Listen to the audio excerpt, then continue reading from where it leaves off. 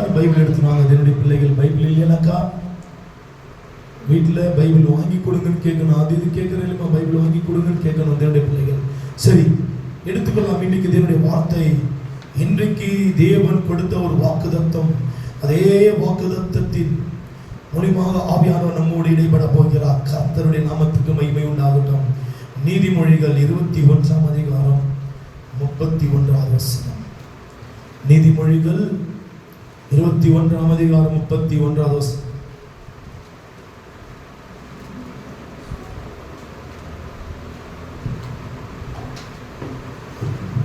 படிக்கிற பாருங்க.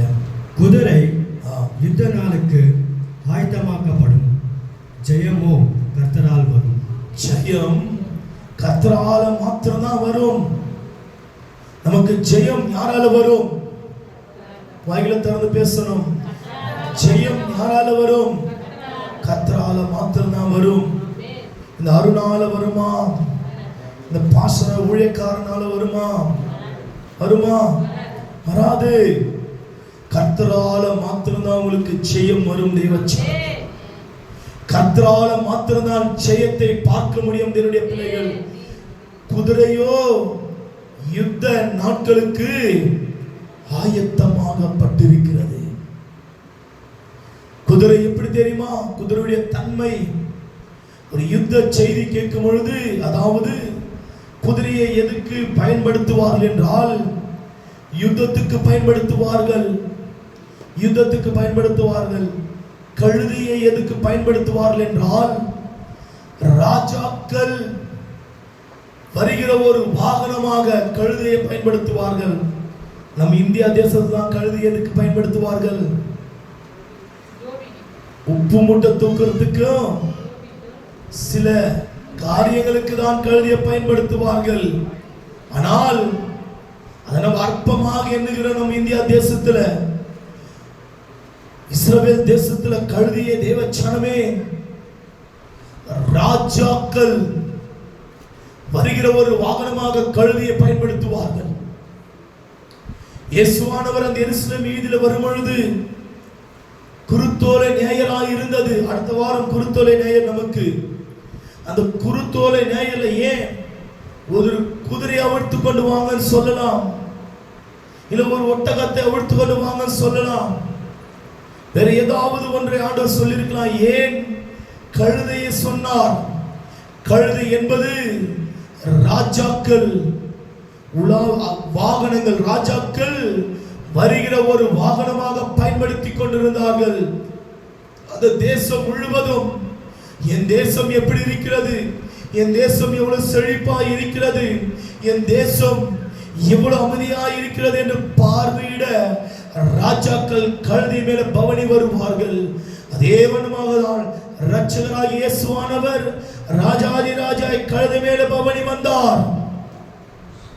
கழுதை மேல் பவனி வந்தார். அற்பமாய் எண்ணக்கூடாது. ஒன்று. இரண்டாவது, குதிரை. குதிரை எதுக்கு பயன்படுத்துவார்கள் என்றால் யுத்தத்துக்கு பயன்படுத்துவார்கள். குதிரையை யுத்தத்துக்கு பயன்படுத்துவார்கள். குதிரையுடைய தன்மை என்னவென்றால் அந்த யுத்தத்தின் சத்தம் கேட்டவுடனே தன்னுடைய கால்களை சீரும் குதிரை.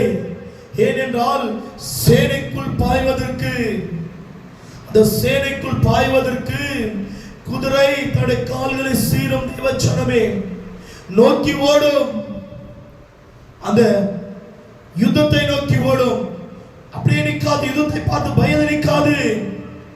சிங்கம், கழுகு, எல்லா மிருகங்களும் நின்றுவிடும் அந்த இரைச்சல் சத்தத்தை கேட்ட, அந்த யுத்தத்தின் இரைச்சல் சத்தத்தை. ஆனால் குதிரை மாத்திரம்தான் அந்த சேனைக்குள், அந்த யுத்தம் என்கிற அந்த சேனைக்குள் பாய்ந்து ஓடுமா, நிற்காதா, அதுக்குள் ஊர்ந்து ஓடுமா. தேவச்சனமே அதுக்குள் ஊர்ந்து ஓடுமா. குதிரையோ யுத்த நாளுக்கு ஆயத்தம் பண்ணப்பட்டிருக்கிறது.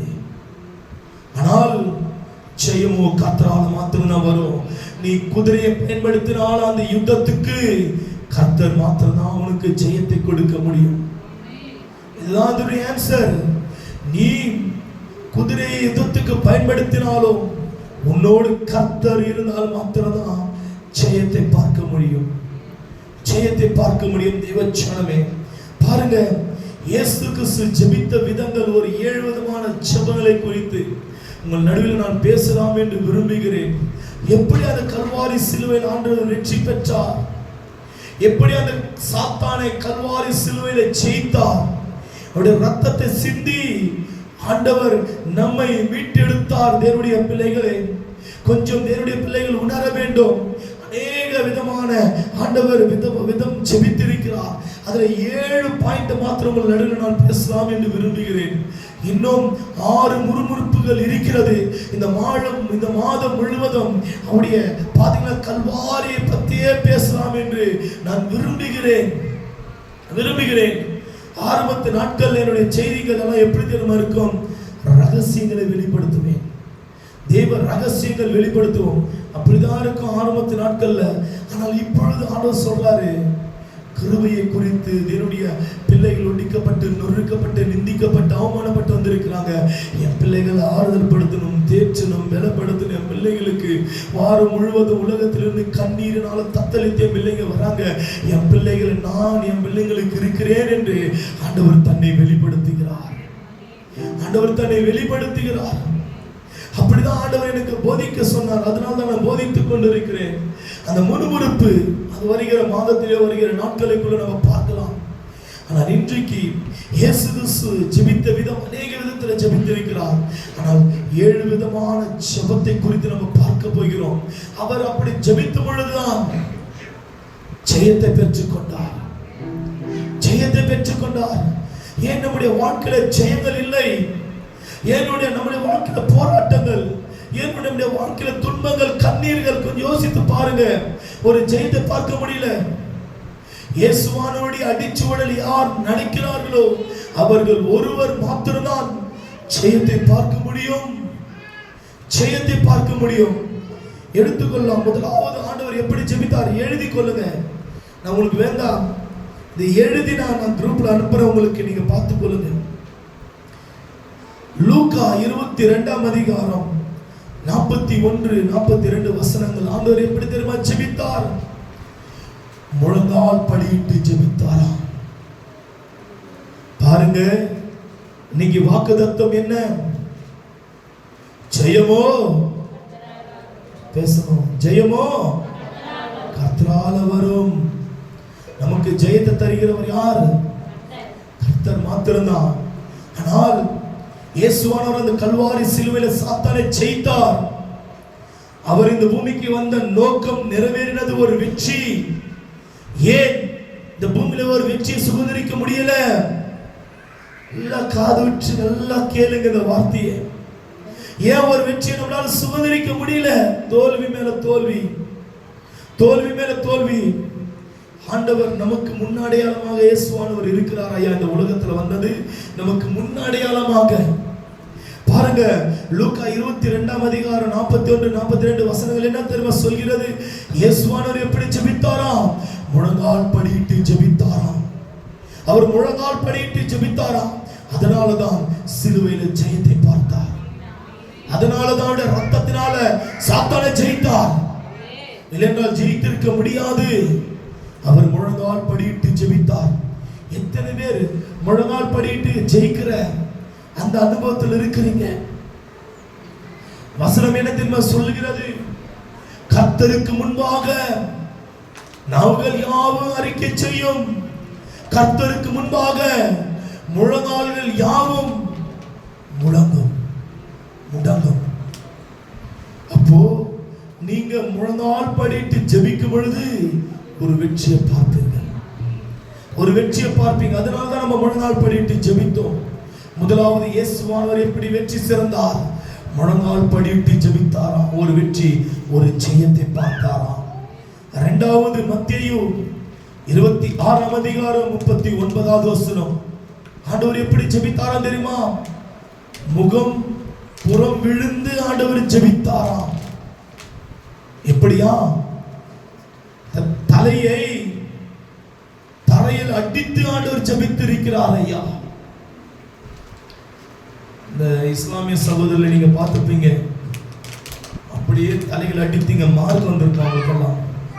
இந்த நெத்தி அடிச்சு இந்த பூமியில லைட்டா வந்திருக்க மார்க். ஆமா, இப்படி வச்சு ஜெபிப்பாங்க, தரையில வச்சு ஜெபிப்பாங்க. அந்த மார்க் வந்திருக்கும். ஆனா நமக்குள் நம்ம தான் ஏசப்பா நமக்கு தான் சொல்லியிருக்கிறார். அது எது தெரியுமா அர்த்தம்? என்னை நான் முழுமையாக என்னை நான் தாழ்த்துகிறேன்.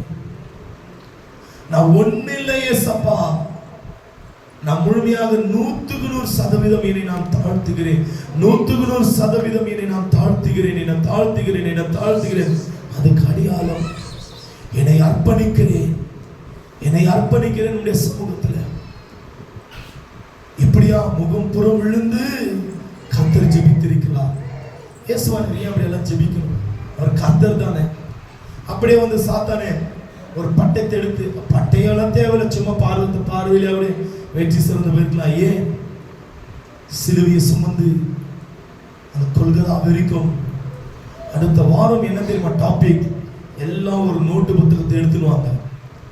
ஏசப்பா எவ்வளவு கேஜி சிலுவை, எவ்வளவு கிலோமீட்டர் நடந்தார், அந்த ஆணிகள் எப்படி, அந்த முள்முடி எப்படி, எவ்வளவு உள்ள போச்சு அந்த முள்முடி. சில பாத்தீங்கன்னா அந்த குறிப்பின் ரகசியங்கள் ஆவியானவர் நம்மோடு பேச போகிறார். ரொம்ப நாள பேசணும்னு ஆசை, ரொம்ப நாள பேசணும்னு ஆசை, ஆனா என்னன்னு தெரியல. பாத்தீங்கன்னாக்கா இந்த லென்த் நாள் வந்துடுச்சுனாவே ஒரு 5 விதமான காரியங்களை குறித்து. பரபாஸ், எத்தனை தெரியும்? பரபாஸ் யாருங்க? பரபாஸ் யாரு? இயேசுவை சிலுவையில் அறையும் பரபாஸ் எங்களுக்கு விடுதலையாக்கும். அவர் தானே பரபாஸ். அவரை குறித்து பேசணும்னு ஆசை. இரண்டாவது, சிரேன் ஊரானாகிய சீமோன். யாரு அந்த சீமோன்? சிலுவையை சுமந்தவர். அவரை குறித்து பேசணும்னு ஆசை. 2 கல்லன்ல ஒரு கல்லன், அவன் வலதுபுறமா இடதுபுறமா வலதுபுறமா கொஞ்சம் பேர் குழம்புவாங்க. நான் நினைக்கிறேன் வலதுபுறம் தான், நான் நினைக்கிறேன் சில வசனத்தின் ஆதாரத்தோடு வலதுபுறம் தான் அந்த கல்லன் இருப்பான். மணவாளன் மணவாட்டி, மணவாளன் மணவாட்டி வலதுபுறத்தில் தான் இருக்கணும். அதுதான். அப்ப நான் நினைக்கிறேன் ரட்சிக்கப்பட்ட அந்த மணவாட்டி என்ற கல்லன் வலதுபுறத்தில் தான் இருந்திருப்பார். அந்த கல்லனை குறித்து பேசணும்னு ஆசை. மல்குஸ் எத்தனை பேருக்கு தெரியும்? யாருங்க? காதை வெட்டினவங்க. அவரை பத்தி பேசணும்னு ஆசை. இவங்க ஊழியமெல்லாம் எப்படி செய்திருக்கிறாங்க, இவங்கெல்லாம் ரட்சிப்படைந்திருக்கிறாங்க. அந்த சிலுவையில அந்த கல்லன் ரட்சிப்படைந்தான், அவர் ஊழியம் செய்யல. மல்குஸ், அதுக்கு அடுத்தது பரபாஸ், அதுக்கு அடுத்தது சிரேன் ஊரானாகிய சீமோன். இவங்களை குறித்தெல்லாம் பேசணும்னு ஆசை. இந்த லென்த் நாள் வந்து விட்டாவே, ஆனா எதுக்கு ஆண்டவர் தடை செய்கிறாருன்னு தெரியல. இந்த 40 நாள் ஏன் உபாசம் நம்ம போடுறோம்? ஏன் 40 நாள் அநேக ஜனங்கள் உபாசம் தரிக்கிறாங்க? ஆண்டவர் எப்போது சிலுவையில் அறையப்பட்டார்? ஏன் அதுல பைபிள் ஆன்சர் இல்லையா? ஆனால் யூதர்கள் இருக்கிறாங்க. நான் சொல்றேன், எனக்கு யூதர்கள் நண்பர் இருக்கிறாங்க, எனக்கு நண்பர் இருக்கிறாங்க. அவங்க இந்த செய்தியெல்லாம் கேட்பாங்க. இதுக்கு முன்னாடி ஆரம்பத்து நாட்கள்ல ஈரோட்டில் பகுதியில் இருக்காங்க. வெள்ளிக்கிழமை ஆனா நான் யூதருடைய, அதாவது பழைய ஏற்பாடை மாத்திரம் தான் வணங்குவாங்க. யூதருடைய அவருடைய ஆராதனை கலந்து கொள்ளுவேன். கேளுங்களா, அவருடைய ஆராதனை கலந்து கொள்ளுவேன். எப்படி தெரியுமா? வித்தியாசமா இருக்கும் அவருடைய ஆராதனை எல்லாம். அவங்ககிட்ட நிறைய டவுட் எல்லாம் கேட்பேன், நிறைய டவுட் எல்லாம் கிளியர் பண்ணுவாங்க. தேவச்சனமே இன்னும் என் கான்டாக்ட்ல இருக்கிறாங்க. சில பிரச்சனைலாம் அவங்க ஆராதனை தடைபட்டது, தேவனை ஆராதிக்கிற ஆராதனை தடைபட்டது. சரி, நாங்களும் கான்டாக்ட் கொஞ்சம் நிறுத்தி வைத்திருக்கிறோம். எப்பாவது ஒரு முறை பேசுவோம், அவ்வளவுதான். எப்பாவது ஒரு முறை. யூதர், இந்தியாவில் வசிக்கிற யூதர், தமிழர்கள் யூதர்களாக இருக்கிறார்கள் ஈரோட்டு பகுதியில். தேவச்சானமே சரி, அப்படி இருக்கிறது. இவங்களை குறித்தெல்லாம் பேசணும்னு ஒரு வாஞ்சை, ஒரு ஆசை எனக்கு. ஆனால் ஆண்டவர் இன்னும் அந்த நேரத்தை நமக்கு ஒதுக்கி கொடுக்கல. திருச்சியில ஒரு முறை நான் பேசினேன் பரபாசை குறித்து. திருச்சியில ஃபாதர் பெர்கமென்ஸ் அவருடைய கிளை சபை இயேசு நம்மோடு இருக்கிறார் ஊழியத்துல. திருச்சியில ஒரு முறை அவங்களோடு ஊழியம் செய்கிற ஒரு தாயாருடைய ஒரு அரோமா பிரேயர் மினிஸ்ட்ரி என்று சொல்லப்படுகிற அந்த பிரேயர்ல, அந்த மினிஸ்ட்ரியில பரபாசை குறித்து பேசினேன். ஆழமாக ஆண்டவர் எடுத்து நடத்தினார். தேவச்சனமே அப்படி இருக்கும் இருக்கும்பொழுது நல்லா நல்லா பாருங்க, என்ன பாருங்க தயவுசெய்து ப்ளீஸ், என்ன பாருங்க. அப்படி இருக்கும் பொழுது நல்லா பாருங்க. இவளை குறித்தெல்லாம் பேசுறது எனக்கு ஆசை. ஆனால் ஆண்டவர் இந்த வேளை இந்த வார்த்தையை கொடுக்கிறார். முதலாவது கர்த்தர் முழங்காலிட்டு ஜெபித்திருக்கிறார். வானாதி மன்னர் கொல்லாரே முழங்கால் படியிருக்கிறார்கள். நீயும் நானும் ஏமாத்திரம், நீயும் நானும் ஏமாத்திரம். கொஞ்சம் யோசிங்க. எனக்கு அப்பாவுக்கு கொரோனா வந்தது, எடுத்த உடனே ஐசி வார்டு. நாங்கள் ஐசி வார்டு பேஷண்ட். நம்ம சபையில் உள்ள தனுஷ் முன்னாடி முன்னாடி நம்ம சபையில் எல்லாருக்கும் தெரியும், எல்லாருக்கும் தெரியும். நம்ம சபையில் எல்லாருக்கும் தெரியும் எங்களுக்கு கொரோனா வந்தது. அது எந்த காரணத்தினால வந்தது என்று அது நிறைய பேருக்கு தெரியும். நான் சொல்லியிருப்பேன். பெருக்கும் பொழுது எங்களை பாதுகாத்தது யார் தெரியுமா? எங்களை குணமாக்கினது யார் தெரியுமா? கர்த்தர். எவ்வளவு பேரு ஐசி வார்டுல எவ்வளவு பேர் மரிச்சிருக்கிறாங்க. எடுத்தோன்னு ஐசி வார்டு அப்பாவெல்லாம் சேர்க்கறதுலன்ட்டாங்க. ஐசி வார்டுல சேர்க்கறதுல நீங்க கொண்டு போயிடுங்க சொல்லிட்டாங்க, அனுப்பிட்டாங்க. அவ்வளவுதான், அவர் செத்துருவாரு. இருக்குது ஓப்பன சொல்றேன். அழுத அவனுடைய சமூகத்துல நாங்க 3 பேரும் அப்பா ஹாஸ்பிட்டல்ல எப்படியாவது காலில் கையில விழுந்து நாங்க சேர்த்துட்டோம். ஜன்னல் எல்லாம் எட்டி பார்க்கிறோம். நாங்க 3 பேரும் என்ன பண்றோம், நாங்க வீட்டுக்கு வரோம். காரு எல்லோ கலர் போர்டு, அந்த காரு நாங்க அந்த க்ளோஸ் பண்ணிட்டு அந்த இதெல்லாம் விண்டோஸ் எல்லாம் நாங்க ஏத்திட்டு 3 பேரும் நாங்க கத்தி அழுதோம். மதன் கார் ஓட்டினா, மதன் பக்கத்துல கிரண் அமர்ந்திருந்தான். பின்னாடி நான் அமர்ந்தேன், அப்பா பக்கத்துல அமர்ந்திருந்தோம் பின்னாடி. அப்போ அந்த இடத்த பார்த்து நாங்க அழுதோம். ஏசப்பா, எங்க அப்பா எங்களை விட்டு போயிடுவார். எங்களுக்கு யாரும் இல்லை பெங்களூர்ல, எங்களுக்கு யாரும் இல்லை. நாங்கள் 3 பேர் தான், எங்களுக்கு யாரும் இல்லை. எங்களுக்கு இந்த பெங்களூருக்கு வந்து நாங்கள் அனாதியாய் மாறிட்டோமே. எங்களுக்கு எவ்வளவு சொந்தம் தெரியுங்களா? 200 வீடு எங்களுக்கு சொந்தம் எங்க கிராமத்துல. இது உண்மை. 200 குடும்பம் எங்களுக்கு சொந்தக்காரங்க. எங்க அப்பா சைடுலே 200 குடும்பம் எங்களுக்கு சொந்தக்காரங்க. எங்க கிராமத்தில் இருக்க சின்னவங்க எல்லாமே பெரியப்பா, சித்தப்பா, மாமா, மச்சான் எல்லாரும் அப்படிதான் எங்களுக்கு சொந்தக்காரரு. எல்லாம் அந்த தலைமுறை 4வது 5வது தலைமுறையிலிருந்து அப்படியே வந்து ஒரு கிராமமாய் மாறி இருக்கிறோம். சிலருக்கு தெரியும், எங்க கிராமத்துல வந்தவங்க பார்த்துருப்பீங்க. அப்போ அவ்வளோ சொந்தம். 200 குடும்பம்னாக்க எங்களுக்கு எவ்வளவு பேர் இருப்பாங்கன்னு கொஞ்சம் யோசித்து பாருங்க. 1000 பேர் 1500 பேர் எங்களுக்கு சொந்தக்காரங்க. அவ்வளோ பேரெல்லாம் விட்டு அனாதை போல் நாங்கள் இருக்கிறோம். அந்த இடத்தை நாங்கள் தடவி அப்பா அமர்ந்த இடத்தை நாங்கள் தடவி பார்த்து அழுதோம். 3 பேரும். எப்படி தெரியுமா? பெண்கள் எப்படி அழுவாங்க அது போல நாங்கள் அழுதோம். நாங்கள் அனாதைகளாய் மாறி விட்டோமே பெங்களூருக்கு வந்து. ஆனால் அந்த இடத்துல என்ன இன்ஜெக்ஷன் கொடுக்கணும்னு தெரியல டாக்டர்களுக்கு, என்ன டேப்லெட் கொடுக்கணும்னு தெரியல டாக்டர்களுக்கு. நான் பார்த்துருக்கிறேன். அதனால தான் நான் சொல்றேன் உங்களுக்கு. யார் தெரியுமா எங்க அப்பாவை? யாருடைய முழங்கால் தெரியுமா எங்க அப்பாவை என்னவை மீட்டது? எங்க அம்மாவுடைய முழங்கால் தான் எங்க அப்பாவை என்னையை மீட்டது. இது உண்மை. ரொம்ப சீரியஸ் கண்டிஷன். 21 நாள் ஐசியூ வார்டு பேஷண்ட். நான் 21 நாள் ஐசியூ வார்டுல பேஷண்ட் ஆகி படுத்துன்னு இருந்தேன். எவ்வளவு பேர் மரிச்சு போனாங்க கண்களுக்கு முன்பாகவே. காலில் வதிப்பார்கள் டாக்டர்கள், காலில் வதிப்பார்கள். ஒரு மனிதனுக்கு வேல்யூ இல்லை என்று அப்போதான் நான் 100க்கு 100 புரிந்து கொண்டேன். தேவச்சனமே, உயிரோடு இருக்கும்போதுதான் என் தாயுடைய முழங்காலுதான் எங்களை இந்த இடத்துல வந்து கொண்டு வந்து நிற்க வைத்தது. நாங்க கண்ணால பார்த்தோம். முடியாத அவங்களால முழங்கால் படியிட. அவங்க கால் ஒண்ணு இவ்வளவு பெருசு இருக்கும், முழங்கால் பட முடியாது. என் தகப்பனையும் ரட்சித்தது அவருடைய முழங்கால்கள், என்னையும் ரட்சித்தது தேவச்சனமே. ஏன் உங்க குடும்பத்தை நீங்க ரட்சிக்க மாட்டீங்களா? முழங்காலின் மூலியமாக உங்க பிள்ளைகளை நீங்க ரட்சிக்க முடியாதா? முழங்கால் படியிடணும் தேவனுடைய பிள்ளைகள். நான் நேத்திரவு நான் அந்நிய பாஷை பேசும்பொழுது நான் யோசித்துக் கொண்டிருந்தேன். ஒப்பனை நான் ஷேர் பண்றேன். மோனிகா, சகோதரி மோனிகா, அவங்க கல்யாணம் ஆயிட்டு கொஞ்ச நாட்கள குழந்தை பாக்கியம் இல்லை. எங்களுடைய ஜபத்தினாலா குழந்தை இல்லை.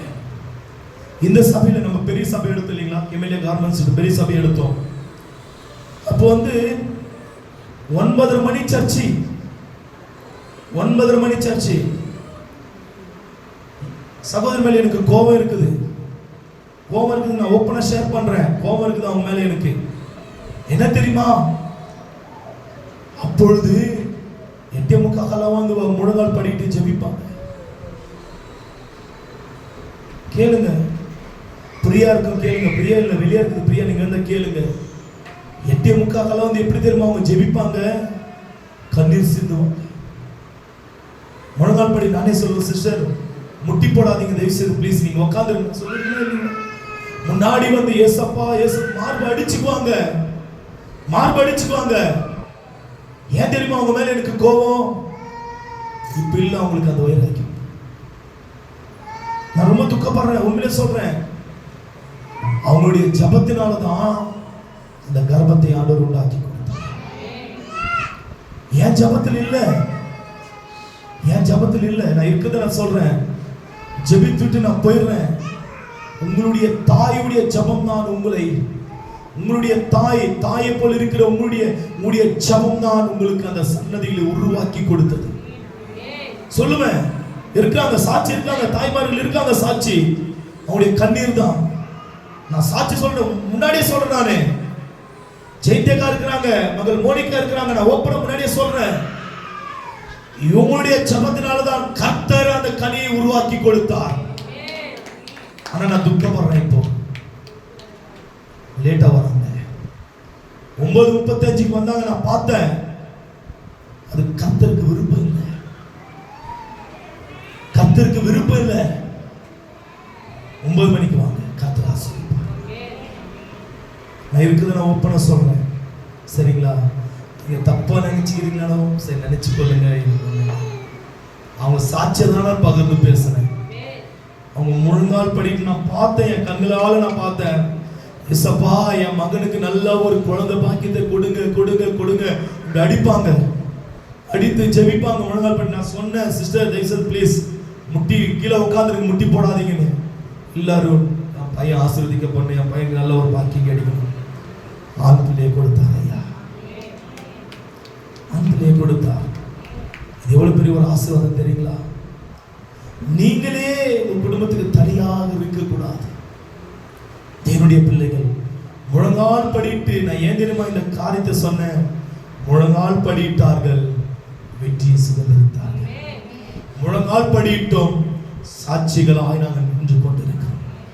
இல்லைன்னா நான் செத்து போயிருப்போம், எங்க சாம்பல் கூட கிடைச்சிருக்காது. நாங்கள் செத்து போயிருப்போம். நத்திகளாம் ட்ரீட்மெண்ட் இல்லை. அந்த முதல் கொரோனால ட்ரீட்மெண்ட் இல்லை, ஹாஸ்பிட்டல் கிடைக்கல. எங்களுடைய தாயாரும் இவங்களுடைய இந்த தாயாருடைய ஜபங்கள் தான் அந்த ஆசீர்வாதம். தெய்வம் அந்த வைராக்கியம் வரணும். மறுபடியும் முழங்கால் படிடுங்க, ஆண்டவரை தேடுங்க, உங்களுடைய தலைமுறைகள் ஆசீர்வதிக்கப்படும். முதலாவது. 2வது, முகம் புறம் விழுந்து. அது எப்படி? தன்னை தாழ்த்துவது, பெருமையாக்குவது. நான் ஒண்ணு இல்லை, ஆண்டவருக்கு முன்பாக நம்மளாம் ஒண்ணுமே இல்லை. ஆண்டவருக்கு மேலாவா நம்மலாம்? ஆண்டவருக்கு முன்பாக நம்ம ஒண்ணுமே இல்லை. ஆண்டவரே தன்னை தாழ்த்தினார். என்னை எவ்வளவு நான் தாழ்த்த வேணுமோ நான் தாழ்த்துவேன். நான் எந்த இடத்துலயுமே என்னை நான் காண்பிக்க நான் விரும்பல. நான் தான் பெரியவன், நான் தான் எல்லாமே, நான் தான் இப்படி. நான் எனக்கு காண்பிக்க விருப்பம் இல்லை. எனக்கு ஒரு காலம் இருந்தது, ஒரு காலம் எனக்குள்ள பெருமைகள் இருந்தது, எனக்குள்ள அந்த கர்வம் இருந்தது, எனக்குள்ள நான் ஒரு போதகன், நான் ஒரு ஊழியக்காரன், எனக்குள்ள இருந்த எல்லாவற்றையும் ஒரு குப்பையாக ஆண்டவர் எனக்கு காண்பித்தார். ஒண்ணு இல்லை. ஒரு சகோதரி வீட்டுக்கு நேற்று போயிருந்தேன். அருமையா ஒரு மீன் குழம்பு செஞ்சு எனக்கு கொடுத்தாங்க, சாப்பிட்டேன். அவங்க சொன்னாங்க, பாஸ்டர் எவ்வளவு ஒரு தாழ்மையா இருக்கிறீங்க, யாரும் இப்படி வரமாட்டாங்க. நீங்க யோசித்து பாருங்க, வேற பாஸ்டர்லாம் நீங்க போய் யோசித்து பாருங்க. கூப்பிட்டோட வந்துருவாங்களா? இருக்காங்க, நிறைய பேர் சாட்சிக்கு இருக்காங்க. கூப்பிட்டோட எந்த பாஸ்டர் டக்குன்னு அந்த செகண்ட்ல வராங்கன்னு பாருங்க. நாங்க ஓடி வரோம் ஐயா, தாழ்த்துறோம் ஆண்டுடைய சமூகத்துல. எங்களை நாங்கள் தாழ்த்தி கொள்ளுகிறோம். தேவச்சனம் அவனுடைய சமூகத்தில் முகம் புறவிழுந்து தாழ்த்துகிறோம். வேதவசனம் என்ன தெரியுமா சொல்கிறது? தன்னை தாழ்த்துகிறவன் சொல்லாங்க, தன்னை தாழ்த்துகிறவன் உயர்த்தப்படுவான், தன்னை உயர்த்துகிறவன் தாழ்த்தப்படுவான். எங்களை நான் தாழ்த்தி கொள்ளுகிறேன், அவனுடைய சமூகத்தில் தாழ்த்தி கொள்ளுகிறேன். தேவன் ஒருத்தர் அறிகிறவராக இருக்கிறார். ஃபுல் டோட்டல் எனக்கு எல்லாமே சேஞ்சா மாறிட்டேன். எல்லாம் என் ஆவிக்குரிய வாழ்க்கை எல்லாமே சேஞ்ச் ஆயிடுச்சு. நானே உணர்றேன். கத்துவேன், கூச்சலிடுவேன், கோபப்படுவேன், சண்டை போடுவேன், எதுவுமே இல்லை. இப்ப என்கிட்ட எதுவுமே இல்லை. கத்தா, நீங்க ஒருவர் மாத்திரம் எனக்கு போதைய சப்பா, உங்க கிருபை மாத்திரம் எங்களுக்கு போதைய சப்பா. அவ்வளவுதான் ஜெபிப்பது, அவ்வளவுதான். அதுக்கு அடுத்தது மூணாவது பாருங்க, நான் சீக்கிரம் சொல்லி முடிச்சேன். மிகுந்த வியாகுலத்தோடு ஊக்கத்தோடு ஆண்டவர் ஜெபித்தாராம். ஊக்கத்தோடு தன்னுடைய குடும்பத்துக்காக, இந்த மக்களுக்காக வியாகுலப்பட்டு ஜெபித்தாராம். எத்தனை பேர் உங்க குடும்பத்துக்காக ஊக்கத்தோடு ஜெபிக்கிறீங்க? வியாகுலப்பட்டு எத்தனை பேர் ஜெபிக்கிறீங்க? கர்த்தர் ஜெபித்திருக்கிறார். நாலாவது, இந்த 3 முடிஞ்சிச்சு. முதல்ல முழங்கால் படியிட்டு, இரண்டாவது முகம் புறம் விழுந்து, மூன்றாவது மிகுந்த வியாகுலத்தோடு துக்கத்தோடு ஆண்டவர் ஜெபித்திருக்கிறார். நாலாவது அது வசனம் லூக்கா 22ஆம் அதிகாரம் 44வது வசனம். நான்காவது எபிரேயர் 5ஆம் அதிகாரம் 7வது வசனம். பலத்த சத்தத்தோடு ஆண்டவர் ஜெபித்திருக்கிறார். வேதவசனம் உரைக்கிறது, அடக்கிக் கொள்ளாதே, சத்தமிட்டு கூப்பிடு. எசையா புத்தகம் சொல்கிறது, நீ அடக்கிக் கொள்ளாதே, சத்தமிட்டு கூப்பிடு உன்னுடைய ரட்சகரை. ஜெபிக்கும் போது தான் நம்முடைய வாய்ஸ் கம்மியா இருக்கும். இது எல்லா நேரத்திலும் வாய்ஸ் ரொம்ப சவுண்ட் அதிகமா இருக்கும். அம்மாவா இல்லைங்களா? சொல்றது புரியுதுங்களா உங்களுக்கு? கரெக்டில்ல உண்மை ஒத்துக்கிறாரு தம்பி. ஜெபிக்கும் போதுதான் நம்முடைய சத்தம் கம்மியா இருக்கும். மீது எல்லா நேரத்திலும் நம்முடைய சத்தங்கள் உயர்த்தப்படும். ஆமாவா இல்லைங்களா? சொல்லுங்க. ஆமா, ஒத்துக்கிறாங்க சிலவர். கரெக்ட் இல்லைங்களா? கர்த்தருடைய பிரசன்ன நாமத்துக்கு மகிமை உண்டாகட்டும். ஆண்டவருடைய சமூகத்தில் வந்து அடிக்கிக் கொள்ளக்கூடாது, மௌனமா இருக்கக்கூடாது. நீ வாயில திறந்து அறிக்கை செய்து கொண்டே இருக்க வேண்டும். எப்பொழுது விடுதலை, எப்பொழுது ஆண்டவர் விடுவிப்பா என்று தெரியாது. நீங்க துதிகளை ஏறெடுத்துக்கொண்டே இருக்க வேண்டும். அந்நிய பாஷை வருதா, அந்நிய பாஷையில் ஏறெடுத்துக்கொண்டே இருங்க. துதிகளை ஏறெடுத்துக்கொண்டே இருங்க, ஏறெடுத்துக்கொண்டே இருங்க. ஆண்டவர் சடனாக தொடுகிறவர்களை தொடுவார், விடுதலையாக்குறவர்களை விடுதலையாக்குவார். ஏதோ ஏனதானமா நீ நானும் வந்து இந்த இடத்துல அமர்ந்து ஆண்டவரை துதிக்கல. பரலோகத்தில் ஆண்டவருடைய திட்டம். அதனாலதான் இந்த இடத்துல வந்து அமர்ந்து இருக்கிறோம். பாருங்க, பலத்த சத்தத்தோடு ஆண்டவரே உமக்கு ஸ்தோத்திரம் ஸ்தோத்திரம் ஸ்தோத்திரம் என்று ஜெபிங்க. அந்த பெரிய காரியத்தை செய்வார். அந்த காலையில் பிரேயர்ல எல்லாம் நான் சொல்லியிருப்பேன், சவுண்டு கொஞ்சம் பேர் சவுண்டு வராதுங்க, அமைதியா இருப்பேன். காதை வச்சு நல்லா உற்று கேட்பேன், சவுண்டு வரலே. நான் கொஞ்ச நேரம் அமைதியா இருப்பேன், அப்போ சவுண்டு ஜாஸ்தி ஆகும்.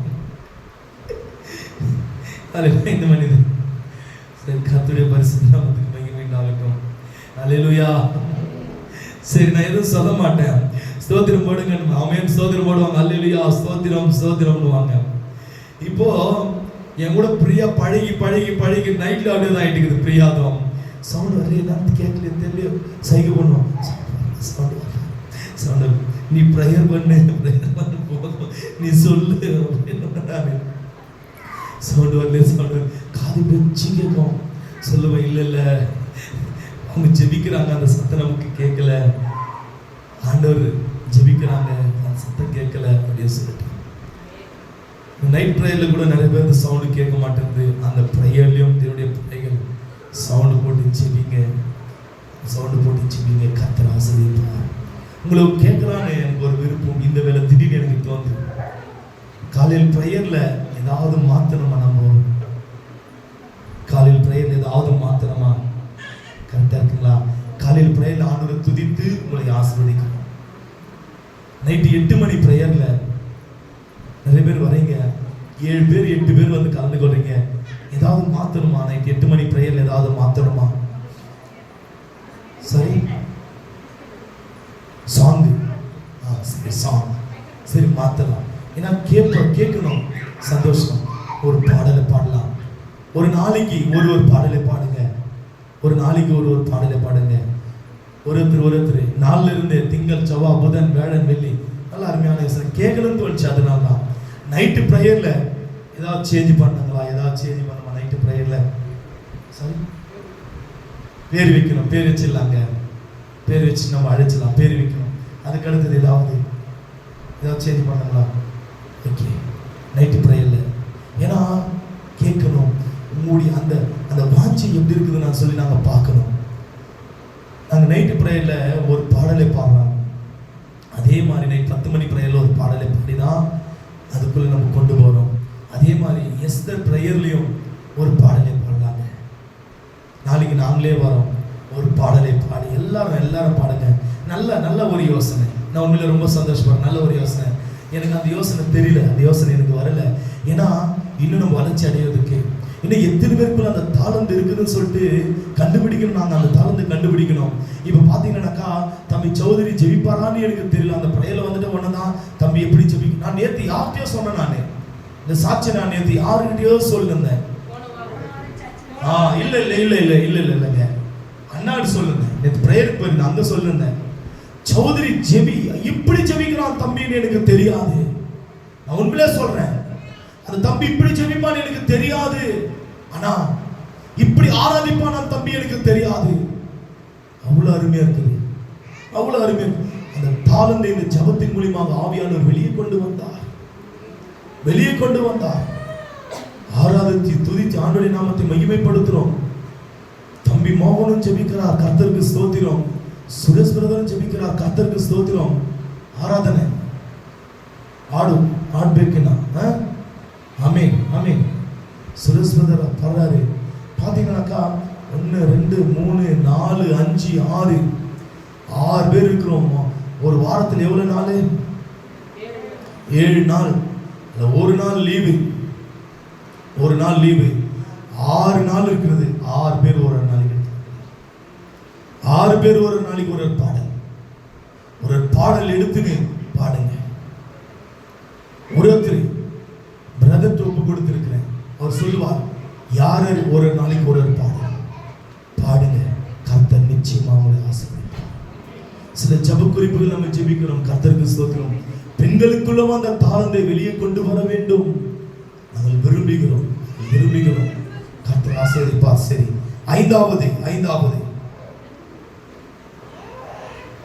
யோவான் 11ஆம் அதிகாரம் 35வது வசனம்.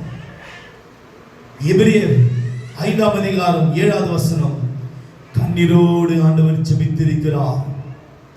நம்ம வசனம் சொல்லியிருக்கிறோம், கண்ணீரோடு விதைக்கிறவன் கம்பீரத்தோடு அறுவடை செய்வான் என்று தேவச்சனமே. நிறைவேற வாக்குத்தத்தம் நிறைவேறிக்கிறது. என் கண்களுக்கு முன்பாக நான் பார்த்திருக்கிறேன். இந்த வாக்குத்தத்தம் நிறைவேறிக்கிறது. சரி, 6வது மத்தேயு 26ஆம் அதிகாரம் 42 44வது வசனம். பிதாவின் சித்தத்தின்படி, கர்த்தருடைய சித்தத்தின்படி செய்ய வேண்டும். நம்முடைய சித்தத்தின்படி அல்ல. கர்த்தாவே, நான் இந்த வேலை செய்கிறது உடைய சித்தமா? ஆண்டவரே, உடைய சமூகத்தில் காத்திருக்கிறது உடைய சித்தமா? ஆண்டவரே, நாங்கள் இந்த இடத்துக்கு போலாம் உடைய சித்தமான்னு கேட்கணும். ஆண்டுடைய பிள்ளைகள் கேட்கணும். கேளுங்க. எங்களுக்கு நானும் ஷாம்பிரதர் கேஜப் குழித்து போயிருந்தோம். எங்களுக்கு லேட் ஆயிடுச்சு. அதாவது லேட் ஆயிடும் சொல்லிட்டு சீக்கிரமா போயிட்டோம். பஸ் ஸ்டாண்ட்ல அமர்ந்திருந்தோம். சரி, டீ குடிக்கலான்ட்டு ஒரு கடைக்கு போனோம். ஒரு ஹோட்டலுக்கு போனோம் டீ குடிக்கலான்ட்டு. அங்க போய் நின்ன உடனே நான் ஷாம்பிரதர் பேசுகிறவரு என் சத்தத்தை யாரோ ஒருத்தர் நல்ல ஒருத்தர் கேட்டுக்கிறாரு. 73 வயசு அவருக்கு. திடீர்னு எனக்கு திரும்பி பார்த்தாரு. எனக்கு ஷாக்கிங். அது யாருன்னே தெரியல எனக்கு. அவரை பார்த்து நான் 6 வருஷம் ஆகுது. அவரு நான் எப்படி தெரியும் மறந்தோம்? ஒரு தகப்பன் பிள்ளை போல இருந்து நாங்கள் ஊழியத்துல கேஜப்ல என்னை பார்த்துட்டே இருந்தாரு. டீ குடிச்சிருந்தாரு. டீ கிளாஸ் மேல வச்சுட்டு என்னை பார்த்துட்டே இருந்தாரு. எனக்கு திடீர்னு நான் பார்க்குற அடையாளம் தெரியல. தாடி மீசெல்லாம் விட்டுக்கிறாரு. டிஷர்ட் போட்டு 73 வயசு டிஷர்ட் போட்டு இன்மன்ட்டுக்கிறாரு. சரி, அந்த செப்பலெல்லாம் பயங்கரமா இருந்துச்சு. அவர் போட்ட செப்பலெல்லாம் பயங்கரமா இருந்தது. யூத்துக்கு நாங்க இருக்குது பாருங்களா, நாங்களே நார்மல் ட்ரெஸ் இன்மனால போயிட்டு இதே மாதிரிதான் இன்மனால போயிட்டு நின்றுக்கிறோம். இப்படி டிப் டாப் நின்றுக்கிறார். 73 வயசு பெரியவர் ஊழியம் செய்கிறார். என்ன பார்த்துட்டே இருந்தாரு. யார் இவர் பார்த்துக்கிறாரு? டீ குடிச்சுட்டு அந்த டீ கப் அப்படி வச்சுட்டு உடனே அப்புறமா தான் எனக்கு தெரிஞ்சு கூப்பிட்டு வயிற்று மேல ஒரு குத்தி முதுகு மேல ஒரு தட்டி என்ன கட்டி பிடிக்கிறாரு இப்படின்றாரு. எனக்கா அவர் நான் அப்படி இருந்தோம் ஊழியத்துல 7 வருஷம் ஆச்சு. 7 வருஷம் மறுபடியும் அவர் என்ன தெரியுமா சொன்னாரு? எப்போ வர ஊழியத்துக்கு கேட்டாரா? கேளுங்களா? எப்போ வர ஊழியத்துக்கு சொல்லுன்னு கேட்டாரு. இப்பயே சொல்லுன்றாரு. இல்ல சொல்ல மாட்டோம். இல்ல எங்க ஊழியத்தை பார்க்கணும். இங்க ஒரு பெரிய சர்ச்சுவல் இருக்குது, அந்த ஊழியத்தை நீ பார்க்கணும். நீ எப்போ வர சொல்லாருன்னு கேட்டாரு. நான் ஜெபிச்சு நாங்க சொல்றோம், ஒரு நாளைக்கு நாங்க சொல்றோம் வந்துட்டு. எனக்கா தகப்பனுடைய சித்தம் எப்பொழுது தெரியல. அந்த சித்தம் எப்படியோ அதை கேட்டுதான் நாங்க செயல்படுத்த வேண்டும். தேவச்சாமி பாருங்க, இந்த ஒவ்வொரு ப்ரோக்ராமும் ஒவ்வொருத்தர் நியமிச்சிருக்கிறோம். ஒவ்வொரு ப்ரோக்ராமுக்கு ஒவ்வொருத்தர் நியமிச்சிருக்கிறோம். கர்த்தருடைய சித்தம் எதுவும் அவருடைய சமூகத்தில் பெற்றுக்கொண்டு வந்து அந்த சித்தத்தை உங்கள் நடுவில் ஆண்டவர் செயல்படுத்துகிறார். அதுல ஒரு வளர்ச்சி அடையணும். இன்னைக்கு ஒரு 10 நிமிஷம் பரவாயில்லைங்களா? லேட் ஆகுதுங்களா? சரி, ராமோஜி நீங்க ஒரு 10 நிமிஷம் பரவாயில்ல. இந்த வாரத்தில் ஒரு முறை தானே. உங்களுக்கு ஓட்டி வச்சா நீங்க ஓட்டி செய்வீங்களா செய்ய மாட்டீங்களா? செய்யும். அதே மாதிரி ஓட்டி நினைச்சுக்கோங்க. நீங்க உங்களுக்கு ஆண்டவர் ப்ரமோஷன் கொடுக்கிறார். இன்னைக்கு ஆண்டவர் உங்களுக்கு ப்ரமோஷன் கொடுக்கிறார். சரிங்களா? அப்படி இருக்கும் பொழுது பாருங்க, எங்களுக்கு திடீர்னு கடலூர் பக்கத்துல இருந்து ஒரு போன் வந்தது. அவர் பாப்பாரு, வீடியோ அவர் பாப்பாரு. அந்த ஊழியக்காரர், ஐயா பாஸ்டர்ஸ் மீட்டிங் மறுபடியும் ஒரு மீட்டிங் அரேஞ்ச்மெண்ட் பண்ணிருக்கிறேன், நீங்க வாங்க. இல்ல மே மாசம் தான் பிளான் இருந்தது, ஆனா இந்த மாசமே அழைப்பு சொல்லிட்டு. இல்ல வேண்டாம் பெரிய ஊழியம் வேண்டாம், ஞாயிற்றுக்கிழமை வேற நாள் போகுது, நான் வேண்டான்னு சொல்லிட்டேன். உன்னும் தகப்பனுடைய சித்தம் வரல. தேவச்சாமி அவனுடைய சித்தத்துக்காக நாங்கள் காத்திருக்கிறோம். எத்தனாவது? 6வது 7வது லூக்கா 23:34 பிதாவே இவர்களுக்கு மன்னியும் என்று ஜெபித்தார். யார் மேல கசப்பு இருக்கிறது? வல்லா ஏசப்பா பிள்ளைங்க ஐயா, அந்த கசப்பெல்லாம் தூக்கி போட்டுருங்க. அல்லேலூயா. ஆமாவா இல்லைங்களா? யார் மேலாவது கசப்பு இருக்குங்களா? கசப்பு தூக்கி போட்டுருங்க. இல்லை தூக்கி போன இயேசுவின் நாமத்தினால. அப்போதான் நம்மளுக்கு பரலோக மோட்சம் கிடைக்கும். வேணுமா வேணாமா? பரலோக மோட்சம் சொல்லுங்க. பரலோக மோட்சம் குடும்ப ஆசீர்வாதமா இருக்கணுமா வேணாங்களா? சாப கட்டு ஓடிக்கணுமா வேணாவா? அப்போ மன்னிச்சுக்கோங்க. மன்னிப்பீங்களா? ஜோரம் ஆமென். ஒப்பு கொடுத்துருக்காங்க. முடியலன்றாங்க, ஆனால் ஒப்பு கொடுத்துறாங்க இயேசுவின் நாமத்தினால. இந்த கசப்பெல்லாம் எடுத்து போட்டுருங்க. பாருங்க, பிதாவே இவர்களுக்கு மன்னியும் என்று ஆண்டவர் ஜெபித்தார். அந்த கல்வாரி சிலுவையில் ஜெபித்தார். ஆண்டவர் நமக்கு கற்றுக் கொடுக்கிறார். அதனால்தான் முன் உதாரணமாக இயேசுவானவர் இறங்கி வந்தார். என்னுடைய பிள்ளைகள் குதிரை யுத்த நாளுக்கு ஆயத்தமாகப்பட்டிருக்கிறது. ஜெயமோ கர்த்தரால் வரும். இயேசுவானவர் எப்படி வெற்றி சிறந்தார்? அநேக காரியங்கள் உண்டு. ஆனால் முக்கியமான இந்த பாயிண்ட்கள் ஆண்டவர் எனக்கு கொடுத்தார். அந்த பாயிண்ட்கள் உங்களுடைய நடுவில் கொண்டு வந்து பேசலாம் என்று விரும்பினேன். அதனால்தான் கொண்டு வந்து இருக்கிறேன். தேவச்சனமே, ஒரு தாயார் என்னிடத்தில் பார்த்து சொன்னார்கள். நல்லா கேளுங்க இந்த சாட்சியை, நல்லா கேளுங்க. ஒரு தாயார், 3 பிள்ளைங்க, 2 பெண் பிள்ளை, ஒரு ஆண் பிள்ளை. ஒரு வீட்டு வேலை செய்கிறார் அந்த தாயார். வீட்டு வேலை செய்து, ஆனால் சபைக்கு ஒரு வாரமும் மிஸ் பண்ண மாட்டாங்க. சரியான நேரத்தில் 9 மணி சபை என்றால் 9 மணிக்கெல்லாம் போய் அமர்ந்து விடுவாங்க. அவங்க எங்களை அழைப்பாங்க, ஜெபிங்க எங்களுக்காகன்னு சொல்லிட்டு. ஒரு நாள் அவங்க வீட்டுக்கு கடந்து போய் இருக்கிறேன். போன உடனே அமர்ந்து இருக்கிற, இன்னும் வரல. அவங்களுக்கு சுகர் இருக்கிறது, பிபி இருக்கிறது, உடம்பு சரியில்லை. சுகர் அதிகமாகி பாத்தீங்கன்னா கண் பார்வை கொஞ்சம் பிரச்சனையாகிட்டு அவங்க ஹாஸ்பிட்டல் ட்ரீட்மெண்ட் எடுத்துட்டு இருக்காங்க. அப்படி இருந்த பொழுது கூட அவங்க சபையில 21 நாள் உபவாசம் வைத்திருக்கிறாங்க. அந்த 21 நாள் உபவாசத்துல தன் பிள்ளைகளுக்காக திறப்பில் நின்று ஜெபிக்கிறாங்க. ஏன் தெரியுமா? 3 பிள்ளைகளுக்கும் திருமணம் நடக்க வேண்டும் என்று வீட்டு வேலை செய்றாங்க. என் பிள்ளைகளுக்கு நல்ல ஒரு இடத்துல சம்பந்தம் கிடைக்க வேண்டும் என்று உபவாசம் தரித்து அவ்வளவு பலவீனத்திலையும் இந்த தாயார் ஜெபித்தார்கள். ஒரு நாள் நான் அவங்க வீட்டுக்கு போயிருக்கிறேன். 3 மணிக்கு 3:30 போய் உட்கார்ந்த 5 மணி வரைக்கும் அந்த தாயார் வரல. நான் கோச்சிக்கவே இல்லை. ஏன் தெரியுமா? அன்னைக்கு அவங்க சபையில ஃபாஸ்டிங் பிரேயர். அந்த நாள் முழுவதும் அவங்க சாப்பிடாமல் அவங்க சபையில காத்திருந்து ஜெபித்திருக்கிறாங்க. அவங்க சொன்னாங்க, இன்னொரு 1/2 hour நான் வந்துடுறேன், இன்னொரு 1/2 hour நான் வந்துடுறேன், நீங்க அங்கேயே இருங்க. வந்தாங்க. வந்த உடனே அவங்க முகத்தில் அந்த பிரசன்னத்தை நான் பார்த்தேன். அந்த பிரசன்னத்தை நான் பார்த்தேன் வந்த உடனே. ஏன் இன்றைக்கு நம்முடைய வாழ்க்கை பிரசனம் இல்லாமல் இருள் அடைந்திருக்கிறது?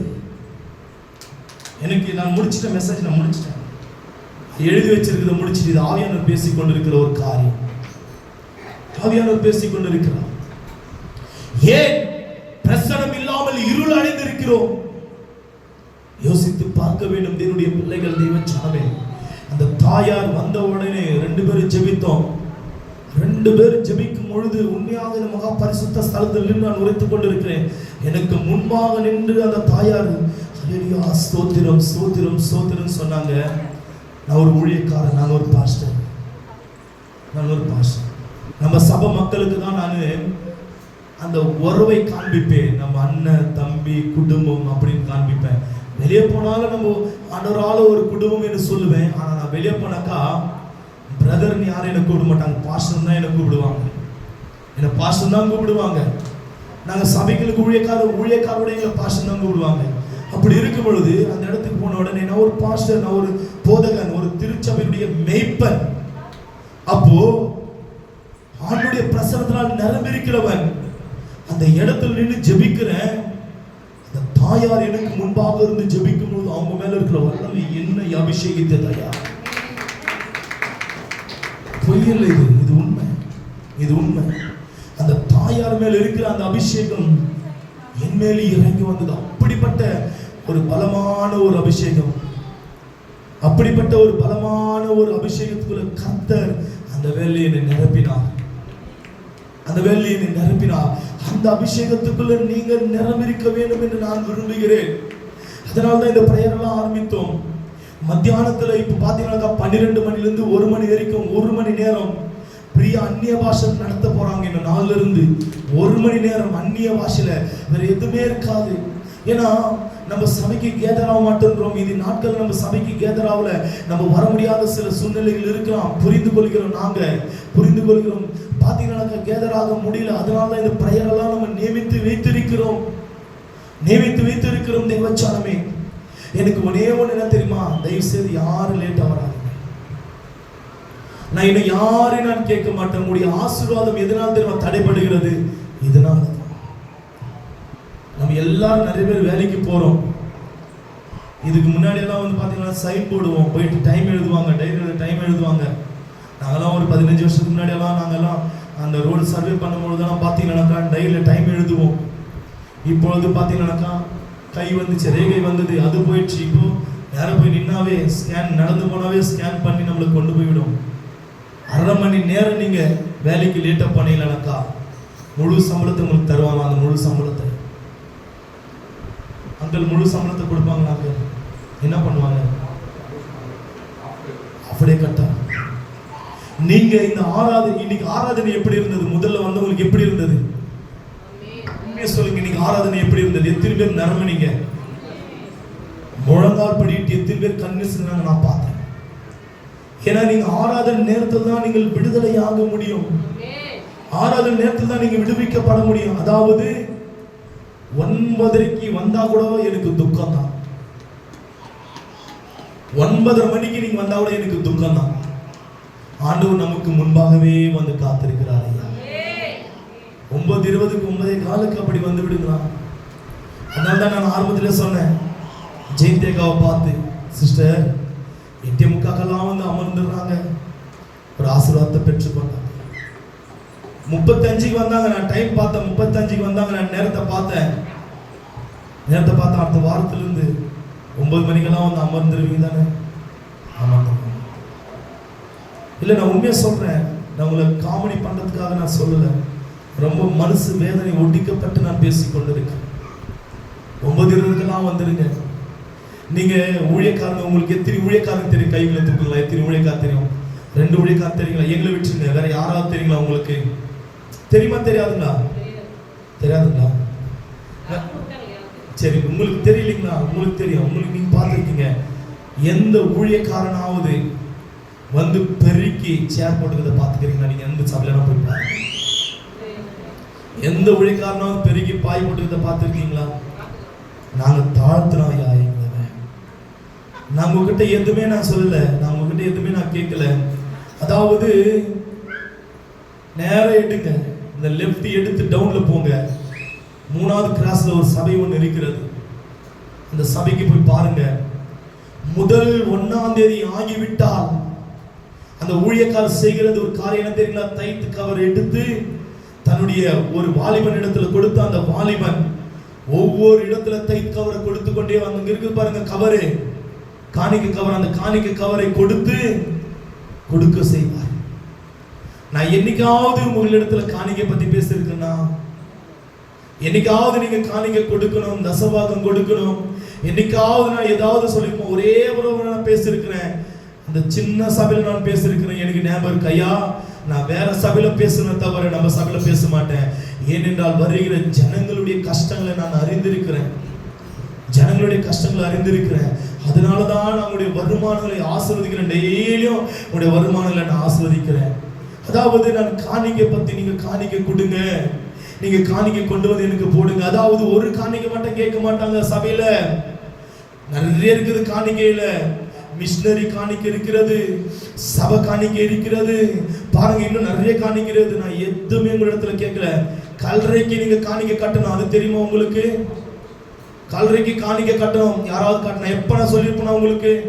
கல்ற சீட் இருக்கிறது. நான் வருஷத்துக்கு 10,000 ரூபாய் கட்டுறேன், வருஷத்துக்கு நான் 10,000 ரூபாய் கட்டுறேன். யாருக்காவது தெரியுமா? நான் என்னைக்காவது சொல்லியிருப்பேன் உங்களுக்கு? 2 இடத்துல நம்மளுக்கு கல்லறை உண்டு. இந்திரா நகர்ல ஒரு கல்லறை உண்டு நமக்கு. அதுக்கு அடுத்தது காக்கத்தோப்பு, எங்க ஒசூர் ரோட்ல இருக்கிற நமக்கு கல்லறை. இந்த 2 இடத்துல வருஷம் 10,000 ரூபாய் கட்டுறேன். இந்த டிசம்பர் மாசம் நான் 10,000 ரூபாய் கட்டினேன். எப்ப நான் சொல்லியிருப்பேன் உங்களுக்கு நடுவில்? எதுவுமே நான் சொல்லல. நான் வந்து பாத்தீங்கன்னாக்கா இது எப்போது வாக்கு தத்துவம்? போன வருஷத்துக்கு இந்த வருஷம் நான் வாக்கு தத்துவம்.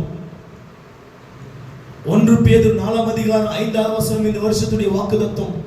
இந்த வாக்கு தத்துவத்தை போட முடியல தெரியுங்களா?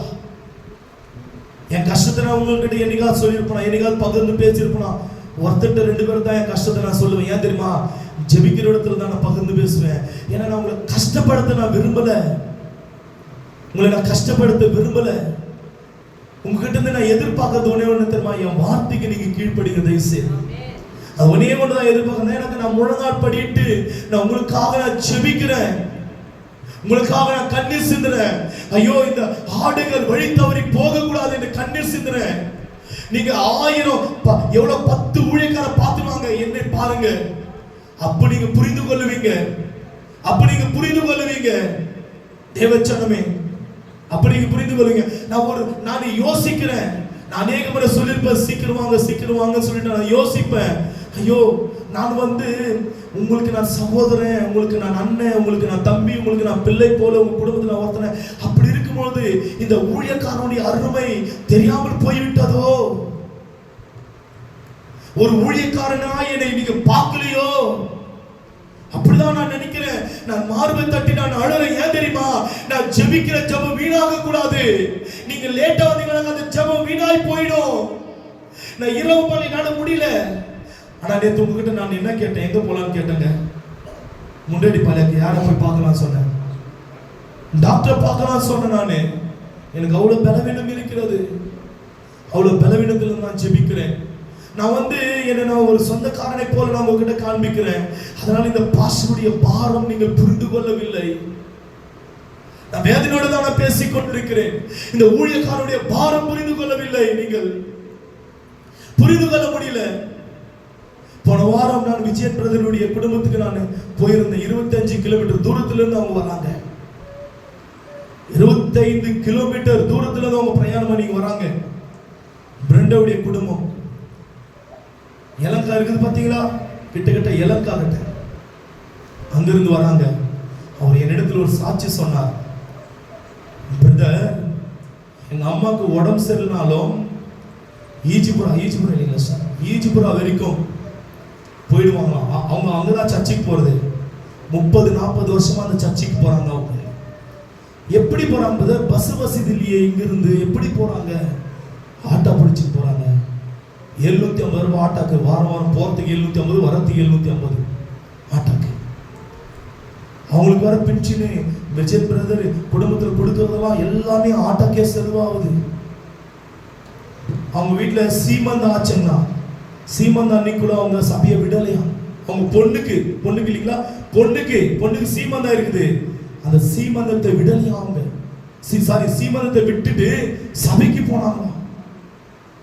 எவ்வளவு வைராக்கியமா இருப்பாங்க. எவ்வளவு வயசு தெரியுமா அவங்களுக்கு? எவ்வளவு வயசு இருக்கு சார்? 76, 76 வயசு ஐயா அவங்களுக்கு. நல்ல பலத்தை கொடுத்திருக்கிறார், நல்ல ஆரோக்கியத்தை கொடுத்திருக்கிறார், நல்ல சுகத்தை கொடுத்திருக்கிறார். அவனுடைய மகிமை இழந்து விட்டோமே, அவனுடைய மகிமை இழந்து விட்டோமே. கொஞ்சம் யோசித்து பாருங்க. நான் உங்ககிட்ட பணத்தையும் கேட்கல, நான் உண்மையை சொல்றேன். உங்களை நான் வந்து அப்படியே ஒரு இந்த கரும்பு பிழிகிறதை போல நான் உங்களை பிழணும்னு சொல்லிட்டு நான் விரும்பல ஐயா. நான் உடனே வந்து நான் உங்ககிட்ட தாழ்மை கேட்கிறேன். சீக்கிரம் வாங்க, 9:30க்குள்ள வந்துருங்க, 9:30க்குள்ள வந்துருங்க தான் நான் தாழ்மையா கேட்கிறேன். வேற ஒண்ணு நான் கேட்கல. நான் வேற ஒண்ணுமே நான் உங்ககிட்ட நான் பேச விரும்பல. தெய்வச்சாமி, நீங்க லேட்டா வந்தாலும் ஆசீர்வாதத்தை எடுக்கிறீங்க, சீக்கிரமா போனாலும் ஆசீர்வாதத்தை எடுக்கிறீங்க. இதனால ஆண்டவர் என்னிடத்துல பேசுறது இந்த வேலை பேசிக் கொண்டிருக்கிறார். இதை நல்லா உணர்ந்து கொள்ளுங்க. தயவு செய்து எல்லாரும் அவனுடைய சமூகத்தை தேடுங்க.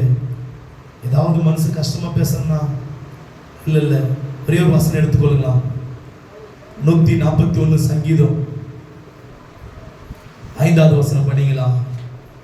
நான் பேசுறதுடைய அர்த்தம் உங்களுக்கு என்னன்னு தெரியும்.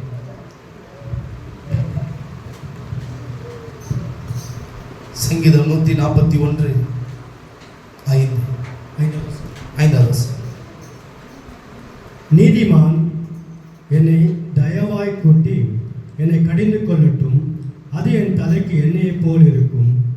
என் தலை போதும். ஒரு நீதிமான் உங்களை கடினமாக பேசினால், நீதிமான் ஒரு ஊழியக்காரன் உங்களை கடினமாக பேசினால் தப்பா நினைத்துக் கொள்ளக்கூடாது. அது உங்க தலைக்கு எண்ணெய் அபிஷேகத்தை போல இருக்குமா தேவச்சாமி? இது உண்மை.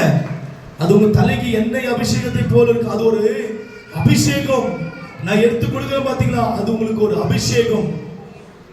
அந்த அபிஷேகத்தில் நீங்க நிரம்பன அந்த அபிஷேகத்தை நீங்க எழுத போக கூடாது. ஏன் தெரியுமா? நான் கர்ப்ப வேதனைப்பட்டு நான் ஜெபிக்கிறேன். ஒரு டைம்ல யோசிப்பீங்க, இந்த உபாசத்தை நம்ம முடிச்சிடலாம். என்னால முடியல. நான் உண்மையை சொல்றேன், இந்த இடத்துல சொல்றேன், என்னால முடியல. இந்த உபாசத்தை நம்ம முடிச்சிடலாம். ஏன் இந்த உபாசம் நம்ம போடணும்? யோசிப்பேன். ஆனா எனக்கு இவ்வளவு ஆத்மா போதும், கர்த்தர் கொடுத்து இவ்வளவு ஆத்மா போதும், அந்த உண்மையோடு நடத்தலாம் என்று நான் விரும்புகிறேன். தேவச்சாமி, என் சத்தத்துக்கு கொஞ்சம் கீழ்ப்படிங்க. நீங்க மரியாதை கொடுக்கலன்னா கூட எனக்கு பரவாயில்ல, எனக்கு பிரச்சனை இல்லை. எனக்கு கொஞ்சம் என் வார்த்தை கொஞ்சம் கீழ்ப்படிங்க ப்ளீஸ். நான் உங்களை தயவாக கேட்டுக்கிறேன். அதுக்கடுத்து இன்னோட லாஸ்ட், நான் யாருக்கும் நான் இது வரைக்கும் நான் சொல்லிட்டேன், இது மேல்ட்டு நான் சொல்ல மாட்டேன். அதுக்கடுத்து ஃபோன் பேசாதீங்க, தயவு செய்து சபைக்குள்ள ஃபோன் பேசாதீங்க. ஆண்டவருக்கு விரோதமான காரியம் நான் அடிக்கடி சொல்லியிருப்பேன். நான் இந்த இடத்துல அடிக்கடி சொல்வது ஒரு காரியம்